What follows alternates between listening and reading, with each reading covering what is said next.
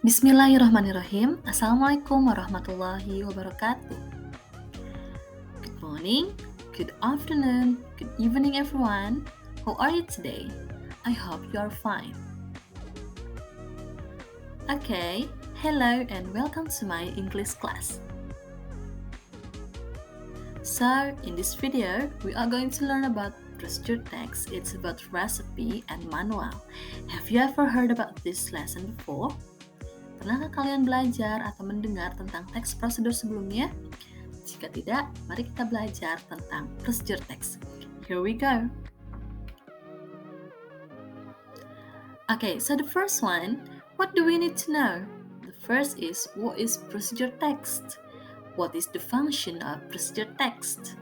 What are the parts of procedure text? And the last, what are the parts of language features in procedure text? Apa saja yang perlu kita ketahui dalam prosedur teks? Yang pertama adalah apa itu teks prosedur, kemudian apa fungsi dari teks prosedur, lalu bagian-bagian apa saja yang terdapat dalam teks prosedur, dan apa saja unsur kebahasaan dalam sebuah teks prosedur. Okay, are you ready guys? The first one is, what is procedure text? So, procedure text is a text that shows how to make something or do something. It explains how people perform different processes in a sequence of steps.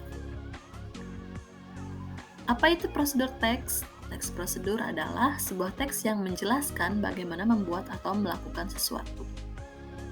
Nah, itu adalah definisi atau pengertian dari teks prosedur itu sendiri. Let's move. And then, what is purpose of procedure text? Nah, di sini kita bisa melihat ada dua jenis atau dua tujuan dari teks procedure. The first, to explain or tell the reader how to make or operate or do something through a sequence of actional steps. And then, to explain steps or instructions to make or operate or do something.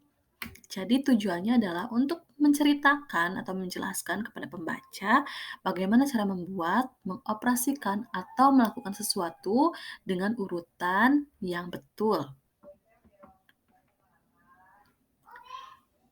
Nah, di sini kita bisa melihat ada contoh sebuah procedure text, yaitu recipe. Nah, lebih tepatnya di sini kita bisa melihat contoh sebuah recipe tentang makanan atau food. As you can see in this picture, there is a pancake recipe. Di sini kita bisa melihat judulnya sebuah resep pancake. Ada ingredients, method, and equipment. Kemudian, kita bisa melihat contoh yang lain. Yang kedua adalah recipe, tapi tentang drink atau minuman.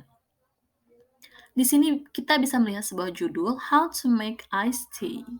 Nah, di sini judulnya adalah bagaimana cara membuat sebuah es teh atau segelas es teh. Nah, ini berarti jenisnya adalah sama dengan contoh yang sebelumnya, yaitu recipe, food, and drinks. Let's move to the next one. Nah, yang kedua ini bukan recipe, tapi ada sebuah teks prosedur tentang manual. In here, we can see the goal or the aim of the text, how to take a picture with a digital camera. And there are several steps here. Nah, berbeda dengan sebuah resep makanan dan minuman, untuk teks prosedur manual itu lebih simple. Kalian bisa melihat di sini hanya ada goal dan kemudian steps or methods. Kemudian, mari kita lanjutkan. Here we go. So, the next point is the generic structures. Nah, apa saja generic structure of procedure text? Di sini kita bisa melihat ada 4 struktur. The first one is goal. It covers the purpose of the text, and then material or ingredients. It presents the materials used in the process, tools or equipment, and the last one is steps. It contains the step to make something in goal. Jadi strukturnya ada 4. Yang pertama adalah goal atau aim, kemudian ada material dan juga ingredients, bahan-bahan biasanya terdapat dalam sebuah resep makanan atau minuman, tools or equipment, alat, dan steps atau langkah-langkah. The first one is aim or goal. Nah, di bagian yang pertama dalam menulis teks prosedur adalah aim atau goal, yang berarti tujuan. Biasanya, tujuan ini terletak pada judul yang menunjukkan tujuan dibuatnya teks tersebut. Nah, contohnya seperti yang kalian tadi lihat, di sini ada sebuah teks prosedur. Di sini ada judulnya yaitu pancake recipe. Nah, itu termasuknya goal atau aim ya teman-teman. Kemudian ingredients. Nah, di bagian ingredients itu berguna untuk menjelaskan apa saja bahan-bahan atau alat yang digunakan untuk membuat sesuatu dalam prosedur teks tersebut. Nah, contohnya dalam prosedur teks pancake recipe, di sini kalian bisa melihat ingredients-nya ada 100 gram plain flour and then 300 ml of milk, 2 eggs, 1 tablespoon castle sugar, and lemon juice. Nah, itu adalah beberapa contoh ingredients atau bahan-bahannya. Let's move. Okay. And then tools and equipments atau alat. Nah, perbedaannya tools dan equipment adalah tools are typically small and handheld, while the equipment is larger and usually powered by engine. Tools are used for specific task, equipment is used for complex task. Jadi perbedaannya kalau tools itu alat yang bisa digunakan oleh tangan kita sendiri, lebih simple, misalkan knife, pisau, spoon, atau sendok. Meanwhile, sedangkan kalau equipment itu lebih besar dan biasanya membutuhkan mesin untuk penggunaannya. Misalkan blender atau mixer seperti itu. Okay.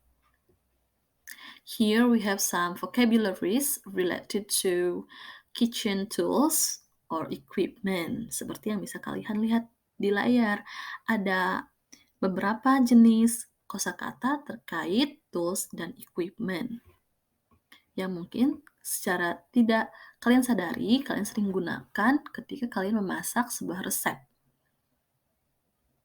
Okay. Next, the last one, yang terakhir adalah steps.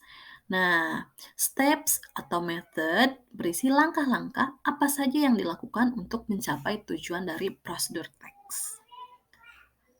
Nah, contohnya di sini. Nah, seperti dalam contoh teks prosedur manual ini, kita bisa melihat steps-nya, yaitu ada turn the camera on, insert a memory card, and so on. Nah, di sini kita bisa lihat ada tulisan steps atau langkah-langkah. Okay, so far, is it clear? Okay, let's continue. Kemudian, yang terakhir adalah tentang language features atau unsur kebahasaan dalam sebuah teks prosedur. Nah, untuk unsur kebahasaan ada beberapa yang harus kita perhatikan. The first one is use of adverbial of sequence or using temporal conjunctions. For example, like first, second, third, the last. Kemudian yang kedua ada using adverbials of or adverbs to express detail the time, place, manner. For example, like 5 minutes, 2 hours, and so on.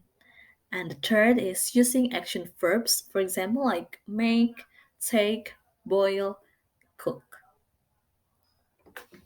Nah, yang pertama dulu, kita jelaskan atau kita pahami tentang adverbs of sequence.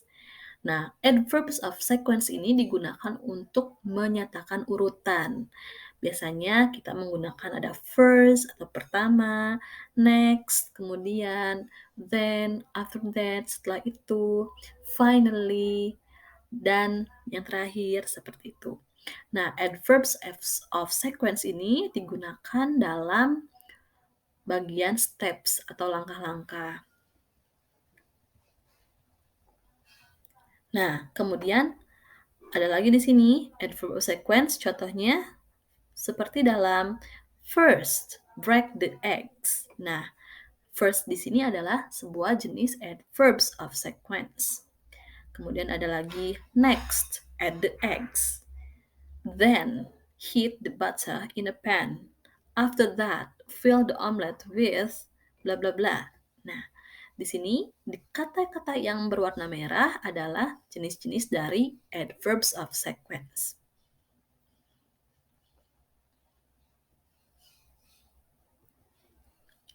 And then ada juga linking adverbials. Nah, di sini juga kurang lebih sama seperti penggunaan firstly, pertama-tama.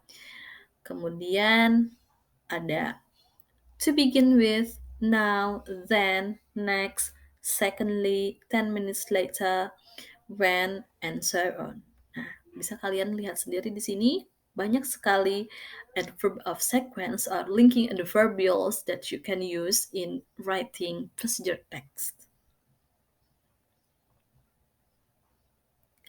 Kemudian untuk action verbs atau bisa kita simpulkan bahwa action verbs itu adalah kata yang mengandung aksi.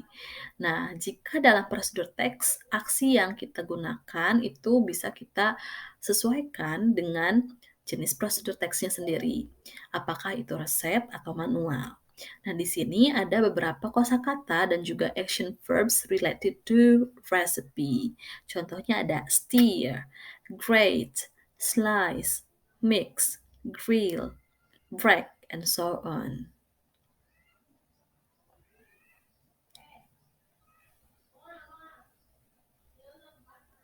Kemudian, use comment or imperative sentence. For example, like put the noodles on bla bla bla. Nah, kalau action verbs itu kata aksi, kalau imperative sentence adalah kalimat yang mengandung perintah. Jadi, kalau untuk imperative sentence, it is more detail or it's longer, jadi lebih panjang. Put the noodles on, seperti itu. Bukan hanya put or wash, tapi harus menggunakan objek dalam penggunaannya, karena sentence artinya adalah kalimat. Jadi minimal harus ada verbs dan juga objeknya. Oke, nah kita lihat di sini untuk evaluasi, kita melihat sebuah resep how to make easy fried rice. Nah, coba kalian perhatikan resep ini, is it food or drinks or manual? Oke, apakah prosedur teks ini berupa recipe or manual? Yes, this procedure text is recipe. Kita bisa lihat di sini adalah sebuah resep cara membuat nasi goreng yang mudah katanya. Di nomor 1 dengan angka warna merah ini adalah goal atau aim, tujuannya.